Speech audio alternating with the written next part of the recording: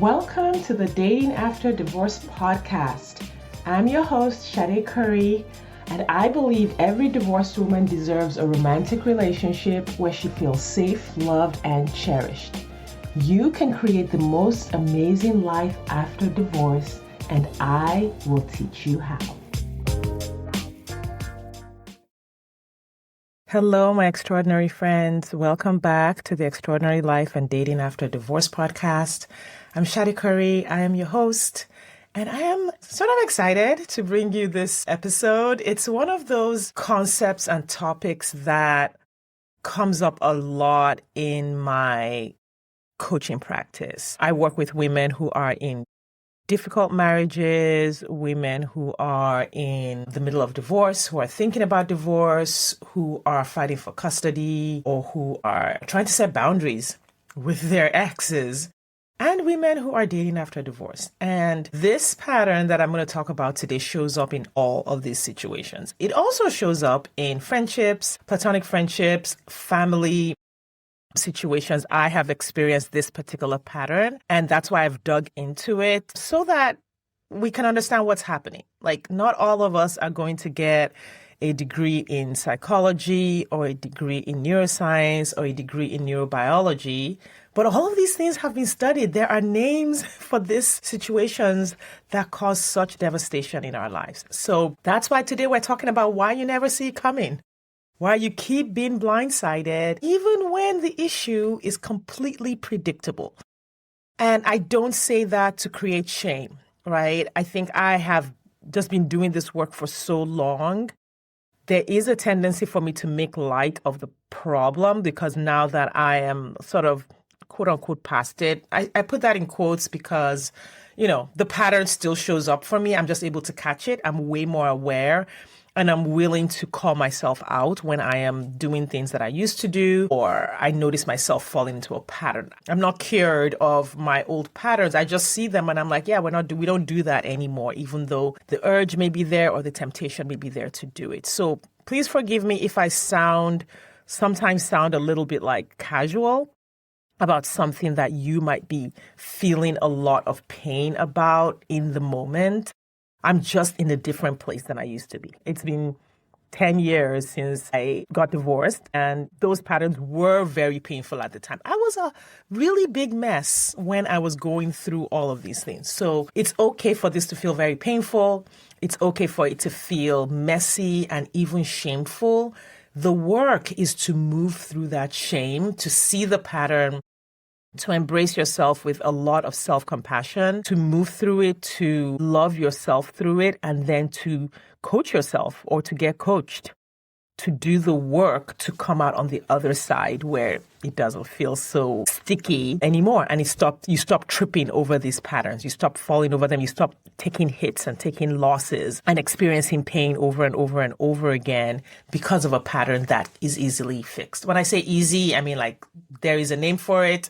There's a pattern, there are tools to move through it, so that's easy, but like when you're in it, it's not that easy. Okay, so that said, let's talk about what happens when you're blindsided. So when I'm working with women, and actually let me go back and talk about some of the things that blindsided me in my relationship. So one thing that blindsided me was the fact that my ex-husband filed for a divorce, even though now this is why I laugh at these things, because I look at the marriage itself. The marriage was toxic from the get-go. Like, it was bad from the get-go.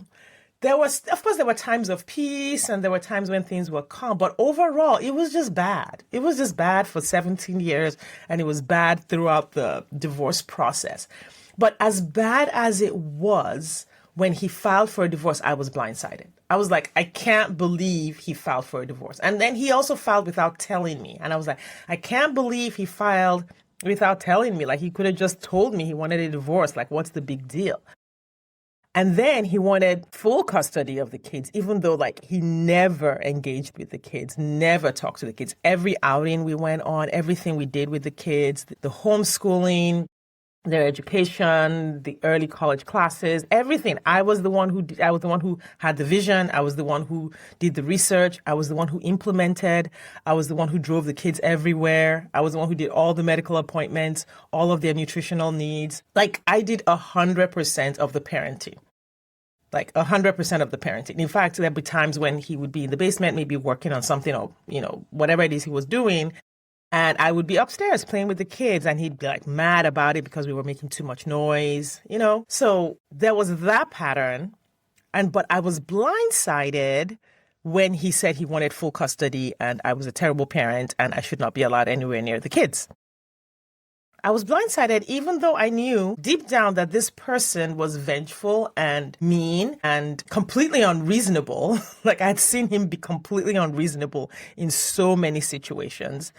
Even though I don't want to use the word greedy because that's not really the right word, but had, I guess, what we would call an inordinate love of money. But I was still blindsided when he said he wanted full custody of the kids. Like, why? Sade, why were you blindsided? Like, what was happening those 17 years that you didn't understand that when a person is this way, this is what they will do when he gets there. And so that's the problem. And I tell those stories so that like, okay, I'm not saying this because this hasn't happened to me or like just to throw psychological terms. This is very real. And it's very real, I think, almost for close to 100% of my clients. When they come to me, very few of them have a clear view of their partner when they come to work with me. Very few. And that's okay. So for some of them, they find out that their husband is cheating and they're like blindsided by the fact that he's cheating, right? Or they find out that a very close friend, someone they really love, someone they really respected, someone they put on a pedestal, a friend, a mentor, a pastor, was talking shit about them behind their back. They have family members who are making decisions for them, maybe about the family inheritance or whatever, or sort of triangulating them with a parent. And they were like, I had no idea this was happening. I love these people. I thought they loved me back. And so if it's like, if you find yourself saying things like, I can't believe they did that. I had no idea. This came out of nowhere. I was blindsided. You might have some of these challenges going on, right?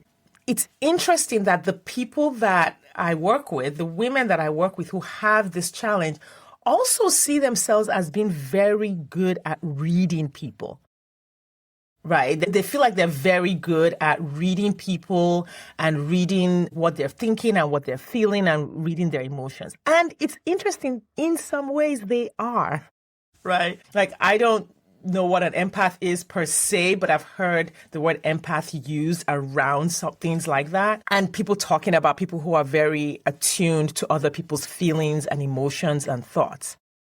And I'll just say this now before I get into the nitty-gritty. That is somewhat true, except that people who are quote unquote good at reading other people's thoughts and emotions are only good at reading the thoughts and emotions that they are looking for. And they don't understand the concept that other human beings are basically opaque. You really can't read other human beings. Now, you might have learned as a child to scan for certain emotions to keep yourself safe. That does not mean that you are able to read the whole human being. So you might be able to read someone and say, like, say your spouse comes home from work and he's in a bad mood. You can tell he's in a bad mood. Right. You can tell he's in a bad mood.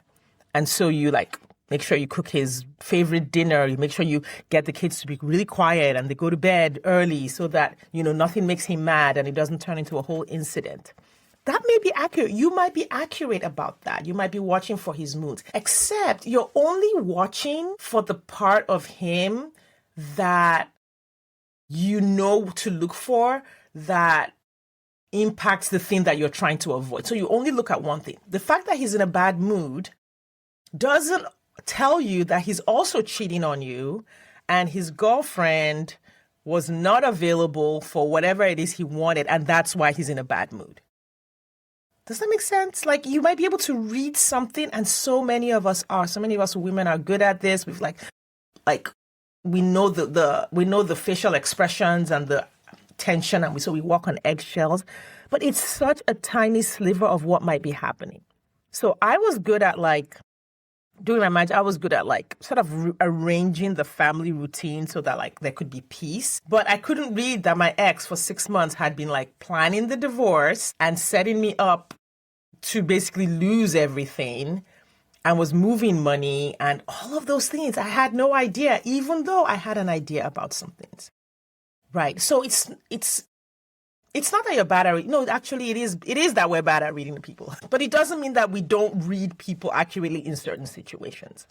So the goal here is really to talk about we're trying to read people's moods and thoughts. While useful is not the whole picture.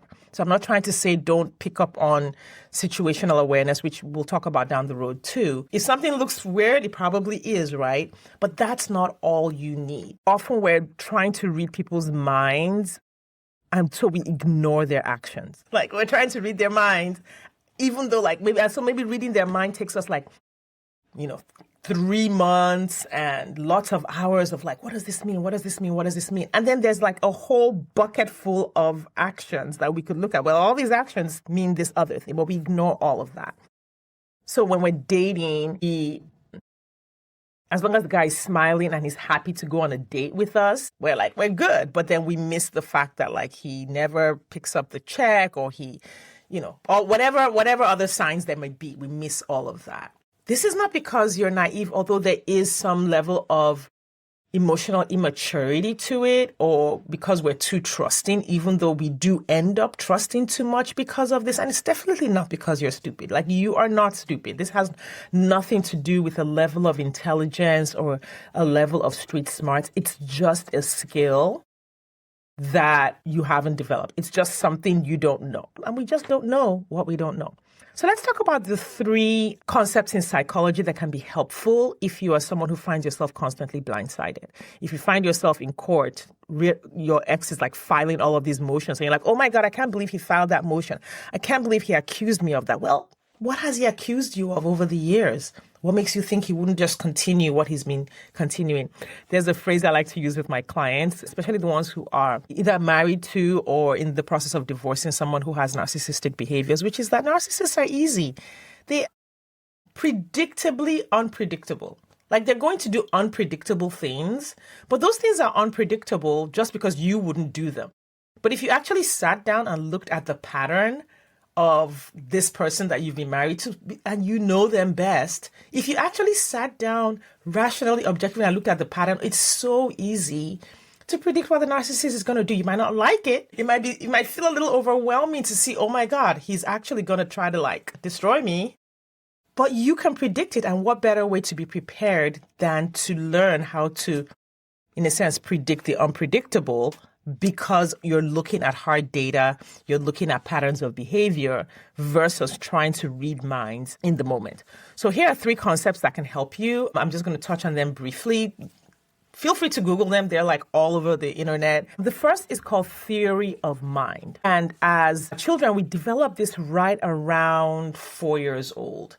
And that is when we realize that just because we're thinking something or just because we know something doesn't mean that the other person knows it too, right? So you'll see little kids when they are hiding, they'll pretend to be invisible. And they think they're invisible, so they think that you think that they're invisible. And of course, or they'll hide something in a place, and it's very obvious that it's hidden there, but because they hid it, they think that you don't know that it's there. Right. And so theory of mind is the understanding that you have, is knowing that you have the ability to understand, you concretely realize that other people have different thoughts and feelings from you. Empaths, the whole concept of an empath is actually completely contradicts this phenomenon. So, if you have followed sort of that trend of being an empath, this is something that you might want to look into and say, okay, am I really an empath, or am I just scanning for signs on people's faces and their attitudes, and then I'm making predictions that may or may not be accurate, because literally we have no idea of knowing what people are thinking and feeling. You can only make a guess. The problem comes when you think your guess is truth, when you think your guess is fact, when you're cheating partner who's been cheating on you constantly for 10 years acts like he loves you and comes home with flowers and everything is wonderful, and you take that as, my God, he's turned a new leaf. You're not operating from theory of mind. He might have turned a new leaf. He might not have turned a new leaf. You have no idea what's actually happening inside of him. You have no idea. All you can say is he bought me flowers and he cheated on me constantly for 10 years. Those two things are true. And you may or may not be able to make predictions about the future based on the flowers. In fact, I would say don't make predictions about the future based on the flowers. Like, the flowers are just something that are happening right now. So if you can understand and hold that truth, that theory of mind, you can engage with people. So this is not like you don't have to make a prediction. You don't even have to form any conclusions based on what you see. The goal is to just engage with what you see and experience with a person in the moment and not attach greater meaning than is available to you based on that, right? So you might be feeling happy and wonderful and feeling like the marriage is going well, and that's okay. It doesn't mean your partner is feeling the same thing. It just doesn't mean that. And knowing that can give you the ability to say, okay, do I want to check in with them, or do I want to just enjoy my happiness and bliss in my little bubble? But I understand that I am in my bubble and they are in their bubble. I say this to my clients all the time. Like, they're like, oh, I want to be pursued. And so when a man pursues them, they're like, yeah, he's the one because he's pursuing me. And I'm like, well, no, he's pursuing you, and I want you to enjoy that. I want you to be with a man who makes a lot of effort and who pays attention to you and who, is generous. But he's doing those things for his own reasons. He might be doing it just to sleep with you. He might be doing it because he wants to marry you. He might be doing it because he thinks you're compatible. He might be doing it because, he has a string of 20 of you on his roster. You don't know why he's doing it. So yes, enjoy being pursued and continue to date him and be pursued. Don't make projections and predictions about the future based on what he's doing. Don't project his intentions or his desires or his thinking about you based on what he's doing, because he's doing them for his own reasons. And then I bring it back to them. I'm like, so why are you interested in him? Like, don't hinge your interest in him on what you think he's thinking. Hinge your interest in him on what you want in a relationship and whether or not it's available. Because often in dating, what will happen is the woman stops thinking about what she wants. She stops thinking about what's available to her. She stops thinking about the qualities she's been looking into in a partner.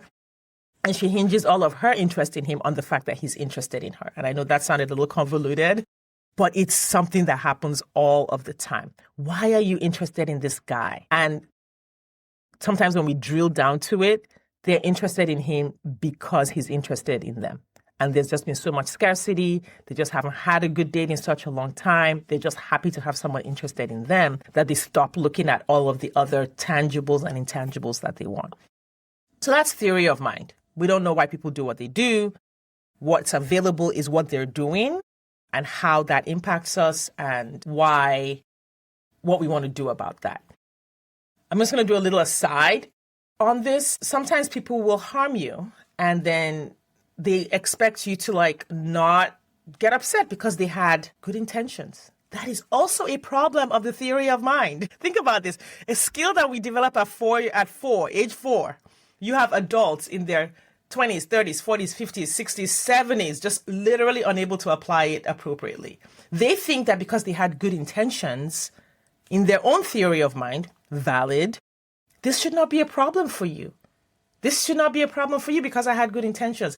Dude, lady, that is your own mind. That is your own bubble. That is your own experience. And that's okay, except we have ours. Other people have theirs. And your intention, your own mind, does not cross over into their own experience. All right. So the second concept that I want you to think about is the illusion of transparency, right? A lot of people, and this is where you have people who use indirect communication. People try to say things, people try to communicate things without using words. which is good. Like, it's good. It's good to communicate love by doing things for people. It's good to communicate love by buying things for people, by caring for people. However, the assumption that something you have communicated indirectly has landed with another person is a trap. So a lot of people will think that, well, I did this, I did that, I was this way. They should know that they might, and then they might not. So it's an illusion that you being transparent about something, or you thinking that you're being transparent about something, is actually transparent to someone else, right? A man thinks that, well, I don't say I love her, but I pay the bills and I mow the lawn and everything. She should know that I love her. I'm not with anybody else. Well, yes, that is a valid way of choosing to communicate your love. However, it may or may not land with the other person. Like, you need to check in. Hey, I communicated love to you with all these things. Does that land for you? No? Yes. The fact that your thoughts and your feelings, the belief that your thoughts, your feelings, and your intentions are transparent to other people is false. You see this in the workplace where people are like, I did all the work. I was heads down. I did all the work. I showed up. I was the best person, blah, blah, blah. That should communicate to them that I want the promotion. No, it doesn't work that way. You have got to go to your boss ahead of time and say, hey, I've been looking at these roles and I'm hoping to move into this role in the next 6 to 12 months. Let's have a conversation about what it would take for me to move into my next role so that I can keep growing in my challenges. You've got to have the conversation. Now, there might be some bosses for whom that is intuitive, like they just intuit. Maybe because their journey is similar to yours, or because they're thinking ahead for you. And so they are thinking ahead for you, like to do the promotion. But you cannot assume that that is the case. So you have to understand the illusion of transparency will keep you locked in your experience. And while another person could be completely locked in their own experience, and you're convinced that everything is clear as day, but it's not the truth. And then, not finally, but the next one is naive realism, where we believe that people would never do or could never do things that we could never do. I always tell my clients, there's all kinds of people in the world. There's all kinds of people in the world, and you are going to meet them.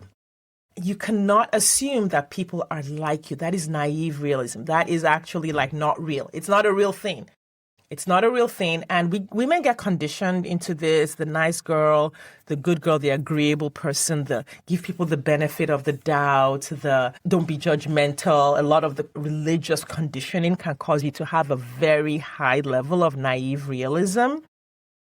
And that creates a lot of heartbreak and a lot of grief down the line when you realize that the world is not what you thought it was. So the key here is to not project your own values and your own relational presence onto other people, and to actually take the time to observe people, take the time to get to know people so that you can understand how they relate to the world and their own values, and then you can make decisions about how to move and interact with that person accordingly. Not necessarily to comply with their values, but to actually determine whether there's alignment, whether there's compatibility, whether there is the experience that you want in that place. Like a lot of people will go into a workplace that says that, maybe inclusion is their part of their mission statement, and you assume that because that's yours, that you're going to match. Yes, they said it. However, what did they mean by it? There's a frame of reference that they're coming in.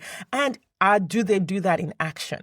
So just because you believe that doesn't mean that in action it's actually happening, that in the day-to-day it's actually happening. And when we have theory of mind, when we believe the illusion of transparency and we have been conditioned into naive realism, the big habit that women develop that I've noticed is minimization. They minimize the actual evidence that is in front of them. They minimize things that they see. They minimize red flags that come up. They minimize patterns that they start to recognize or what their intuition tells them. They don't take a good look at what is happening and address it, because that would require them to potentially do things that they don't want to do, to see things that they don't want to see. So there's the first part where you've been conditioned possibly to not even see. But even when you do see, there are other factors, things like, oh my God, like I'm being a mean person. I'm being too judgmental.